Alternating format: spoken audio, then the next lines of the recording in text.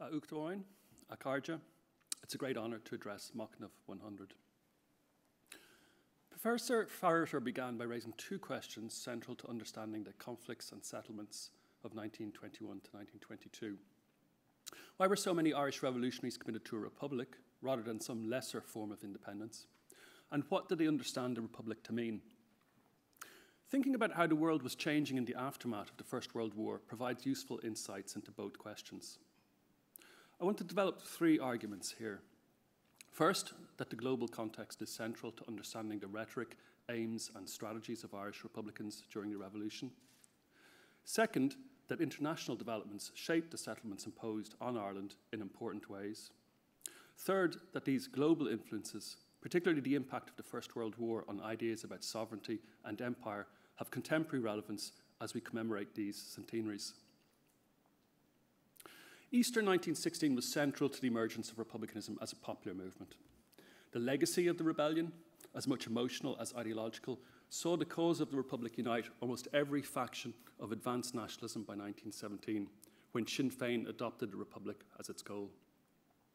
Despite a long tradition of Republican thought among Irish insurrectionaries, the decision to proclaim a republic in 1916 probably owed more to the international wartime context, as well as the model provided by the United States, which 5 of the proclamation's 7 signatories had visited. When Min Ryan asked Tom Clark in the GPO why the rising had gone ahead under such unfavourable circumstances, Clark had told her that a rebellion was necessary to make Ireland's position felt at the peace conference, so that its relation to the British Empire would strike the world. When she asked him why a republic, Clark explained, "You must have something striking in order to appeal to the imagination of the world." So, global events and global opinion were central to the rebels' thinking. Although it seemed quixotic to many in 1916, the Republic was an idea whose time had seemed to come by 1919, when, following the collapse of the great empires, republics rapidly became the norm across Europe. Sinn Féin, as Dermot has noted, did not outline a clear sense of what the Irish Republic might entail, but it did propose a remarkably clear strategy of how it would be achieved. The party identified 4 means to secure a republic in its 1918 election manifesto: abstention from Westminster, political agitation, the establishment of an Irish Parliament and a counter-state, and an appeal for recognition to the Paris Peace Conference. Sinn Féin's appeal to a peace conference that had declared its intention to organise, quote, "the future of the nations of the world on the principle of government by consent of the governed," was astute. Republicans and imperialists alike understood the potentially incendiary implications of President Wilson's 14-point speech, which seemed to herald a new world order based on national self-determination and the rule of international law rather than military might. Towards the end of the First World War, Britain and France had even felt it necessary to affirm, albeit insincerely, that governments should derive, quote, "their authority from the initiative and free choice of the indigenous population." In demanding a republic, Irish revolutionaries believed history was on their side. In the weeks prior to the 1918 general election, republics had been proclaimed in Germany, Austria, Czechoslovakia, and Hungary. Sinn Féin's election leaflets highlighted how its demands had been achieved by other peoples. Poland free, an object lesson for Ireland. Poland is now Sinn Féin.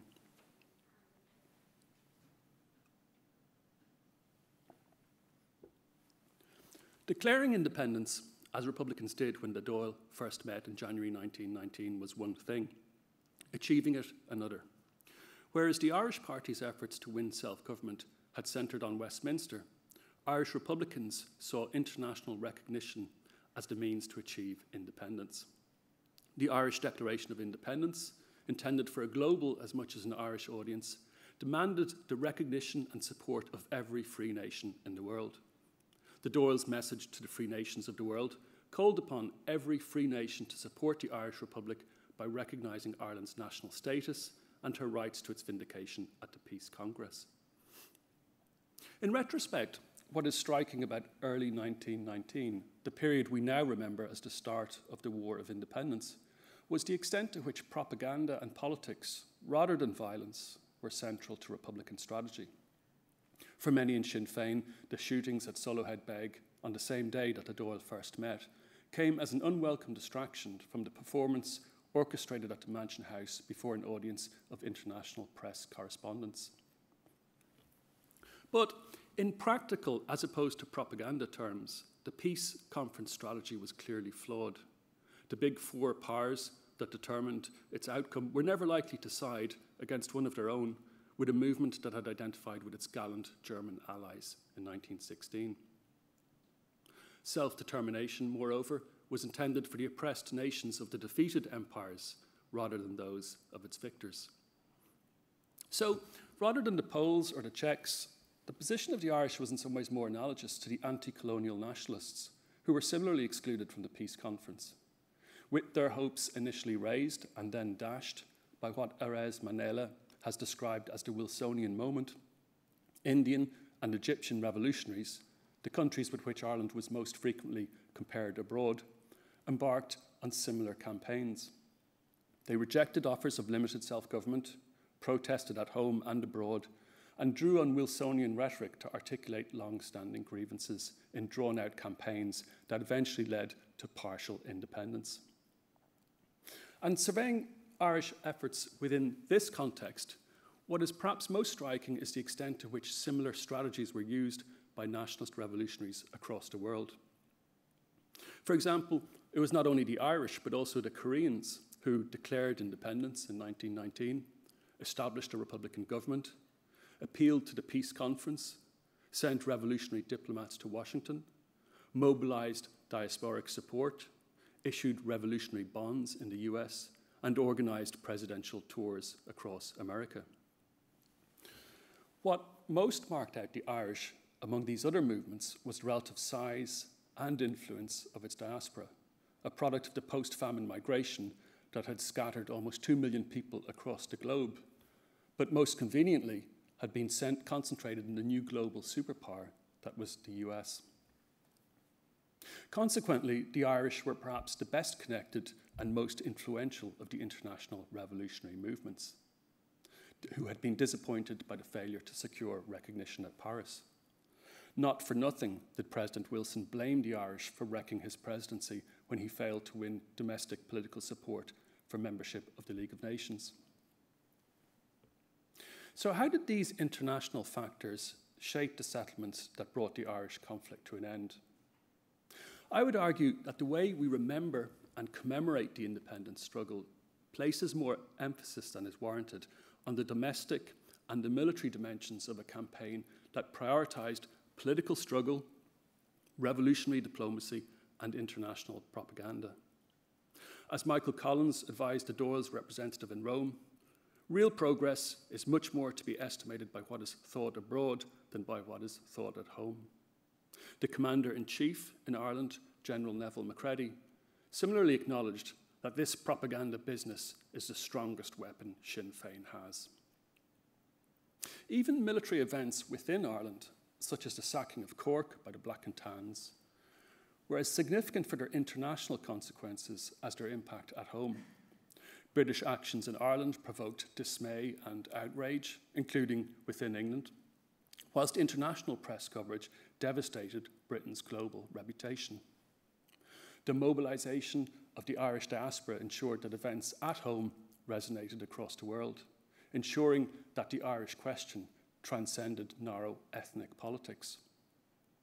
One striking example of this was the impact of the hunger strike by Terence MacSwiney, who became a global icon whose cause prompted international protests and strikes involving anti-imperial, anti-colonial, socialist, suffrage, and trade union movements.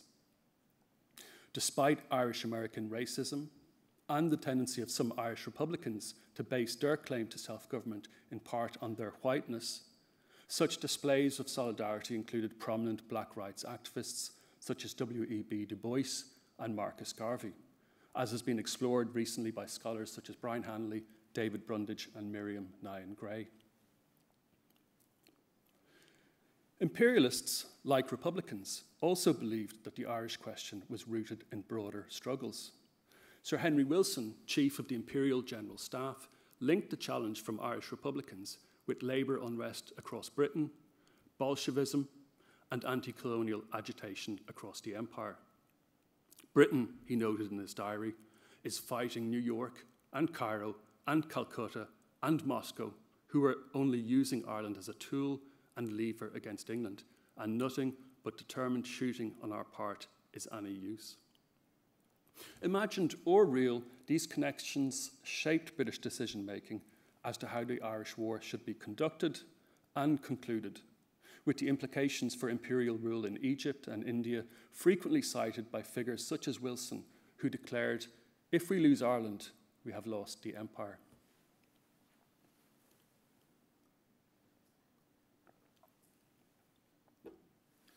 For many British politicians, as Maurice Walsh has noted, among the most discomforting feature of events in Ireland was that tactics of imperial repression, usually concealed, were now being documented and described in the daily press. The condemnation of reprisals by conservative as well as liberal British newspapers prompted concerns about the morality and the efficacy of David Lloyd George's Irish policy, undermining his government's resolve to sustain its counter-insurrectionary campaign in Ireland despite increasing military success in the final months of the conflict. An awareness that it was losing the propaganda war, not least in America, helps to explain the British government's humiliating decision to negotiate with the leaders of a movement it had only recently condemned as a murder gang. The settlements that followed were similarly shaped by international pressures and imperial calculations. The fateful decision to devolve power to a unionist-controlled northern state, rather than merely exclude Ulster from an Irish settlement, which had been the plan before the First World War, resulted in part from a desire to be seen to conform to the new gospel of self-determination. Like the treaty settlement to follow, partition was shaped by concerns about other troublesome parts of the empire, such as Palestine and Egypt, where a new terminology of mandates and dominions was coined to enable nationalist aspirations for independence to be contained within reconfigured imperial frameworks. And wider shifts in liberal political thought, as R.E. Dubnoff has observed, shaped the appeal of partition as a means for resolving national differences, crucially within imperial structures. The unmixing of peoples through the creation of national self-governing states was regarded positively by the international community, as was demonstrated by the 1923 Treaty of Lausanne, where the redrawing of borders was accompanied by mass population transfers. Irish partition, or more specifically the perceived success of Irish partition, influenced Britain's partition plans in Palestine and later in India. And it was only after the Second World War that it was widely conceded that partition was in fact a violent process that intensified rather than resolved conflict over identities and the mistreatment of minorities within these newly created partition states. The Anglo-Irish Treaty of 1921 was similarly shaped by international factors and imperial considerations. Pressure from the US and British Empire contributed to London's decision to concede an Irish dominion, a form of statehood that was defined in the treaty's first article agreement as having the same constitutional status as Canada, Australia, New Zealand, and South Africa. As Diarmuid has noted, imperial figures such as the South African statesman Jan Smuts, through their influence on the king, helped to facilitate the treaty settlement. And through the leverage provided by its diaspora, Irish Republicans had influenced Britain's Irish policy and that settlement, explaining to British MPs the necessity for the unpopular concession of Dominion status to Ireland. Winston Churchill noted how Britain's, quote, great interests in India and in Egypt, the Dominions and the United States had been damaged by the loud, insistent outcry raised by the Irish race all over the world. In his influential Caird Hall speech advocating a treaty that extended his government to the utmost limit possible, Churchill argued that it would not only be a blessing in itself inestimable, but it would be removed the greatest obstacle which has ever existed to Anglo-American unity. Far across the Atlantic Ocean, we should reap a harvest sown in the Emerald Isle.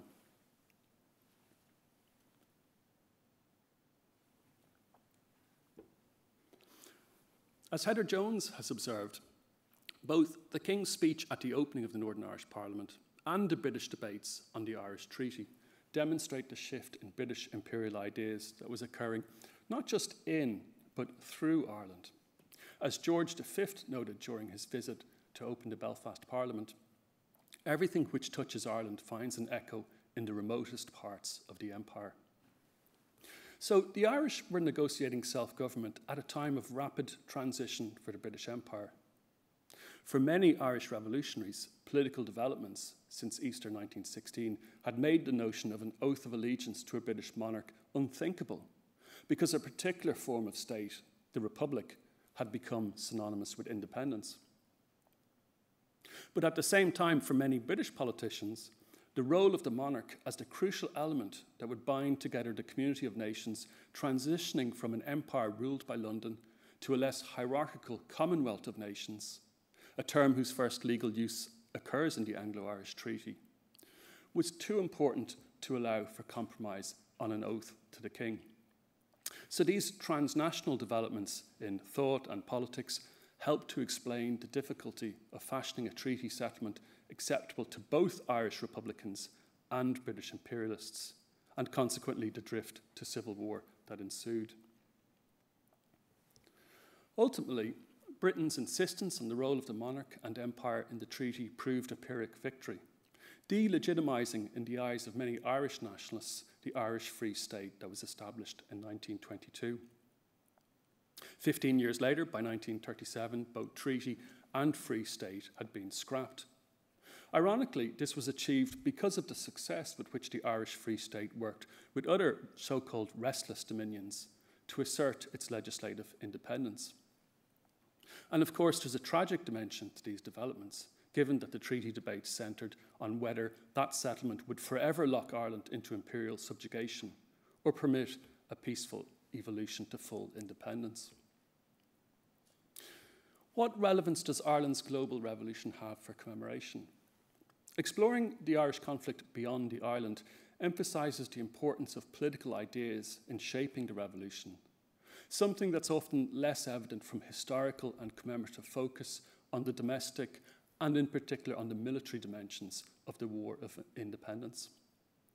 It reminds us how the Irish question, for a brief period, galvanised international attention, symbolising as it did broader transformations as imperial and colonial world orders slowly gave ground to more democratic and egalitarian forms of statehood.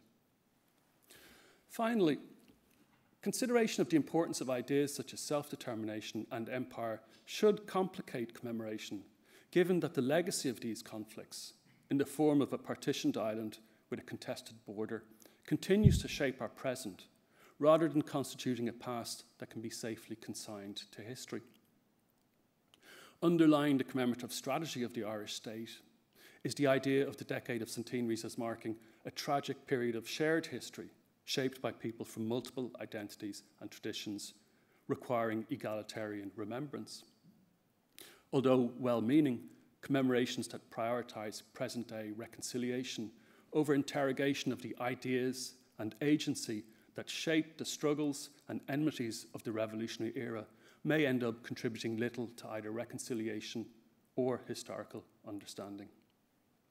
Thank you.